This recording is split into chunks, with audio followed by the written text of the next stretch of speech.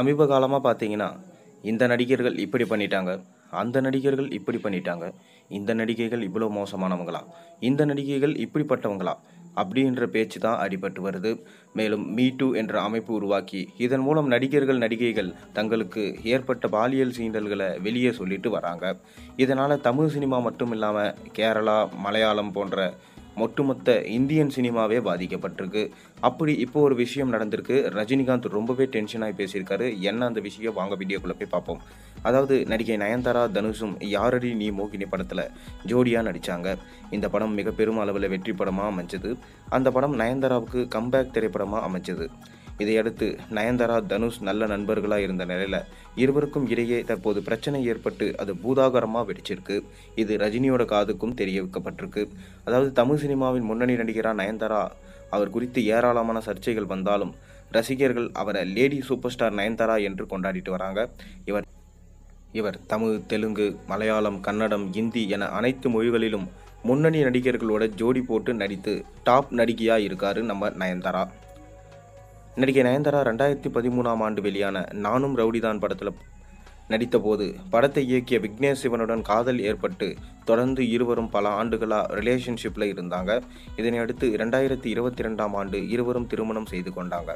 இவர்களின் திருமணம் மகாபலிபுரத்தில் மிகவும் பிரம்மாண்டமாக நடைபெற்றது. இவர்களின் திருமண வீடியோ நெட்ஃப்ளிக்ஸில் OTT தளத்தில் வெளியாகும் என அறிவிக்கப்பட்டிருந்த நிலையில் கடந்த 2 ஆண்டுகளாக அதில் இருந்து எந்த ஒரு வீடியோவும் வெளியாகவில்லை. இதனால் ரசிகர்கள் மிக பெரும் அதிர்ச்சியில் இருந்தாங்க. இதையடுத்து கடந்த வாரம் Nayanthara beyond the fairy tale என்ற பெயரில் நவம்பர் 18ஆம் தேதி நயன்தாராவின் பிறந்த நாளில் வெளியாகும் என நெட்ஃப்ளிக்ஸில் ஒரு ட்ரெய்லரை வெளியிட்டு இருந்தாங்க. அந்த ட்ரெய்லரில் நானும் ரவுடிதான் படத்தின் காட்சியை 3 நொடிக்கு பயன்படுத்தியதற்காக தனுஷ் 10 கோடி கேட்டு நோட்டீஸ் அனுப்பியிருக்காரு.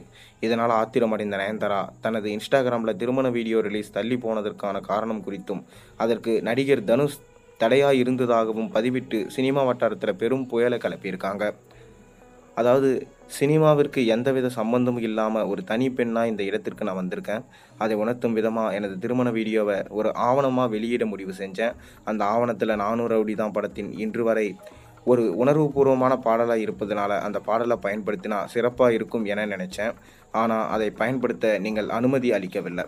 இதனால் பாடல் வரிகளை நீக்கிவிட்டோம். இதனால் மிகவும் வருத்தம் அடைந்தேன். மேலும் படத்தை தயார் செய்துவிட்டு NOCக்காக உங்களின் ஒப்புதல்களுக்காக 2 ஆண்டுகள் காத்திருந்தோம். உங்களிலிருந்து எந்த விதமான ஒப்புதலும் வராததுனால பிரச்சனையை தீர்க்க திருமண வீடியோவில் நானும் ரவுடிதான் படத்தின் பாடல்கள், ஃபோட்டோக்கள் என அனைத்தையும் நீக்கிவிட்டு செல்ஃபோனில் எடுத்த சில காட்சிகளை மட்டுமே அந்த திருமண வீடியோவில் ட்ரெய்லராக வெளியிட்டிருக்கோம். ஆனால் ட்ரெய்லர் வெளியான பிறகு உங்களின் வந்த நோட்டீஸ் என்னை மேலும் அதிர்ச்சி அடைய வச்சிருக்கு. அந்த ட்ரெய்லரில் இருக்கும் வெறும் 3 வினாடிக்காக 10 கோடி கேட்டதுனால நான் மிகவும் அதிருப்தி அடைந்தேன். உங்கள் சட்டப்பூர்வமான அறிவிப்பை நான் பெற்றுடல. அதற்கு நாங்கள் சட்டப்பூர்வமான வகைகளில் பதிலளிப்பேன் என நயன்தாரா அதில் சொல்லியிருக்காங்க. நயன்தாராவும் விக்னேஷ் சிவனின் காதலுக்கு அடித்தளமாக இருந்தது நானும் ரவுடிதான் படம் தான். இதனால் தனது திருமண ஆவண படத்தில் அந்த படத்தின் காட்சி பாடல் இருந்தால் உணர்வுபூர்வமாக இருக்கும் என்று நயன்தாரா நினச்சிருக்காங்க. ஆனால் நானும் ரவுடிதான் படத்தை தனுஷின் தயாரிப்பு நிறுவனமான வண்டர் பார்ஸ் அவங்க தான் தயாரித்ததுனால அந்த படத்தின் பாடலையோ காட்சியோ பயன்படுத்தக்கூடாது என்று தனுஷ் ஆட்சேபனை தெரிவித்து 2 ஆண்டுகளாக அனுமதி அளிக்காமல் இருந்திருக்காரு.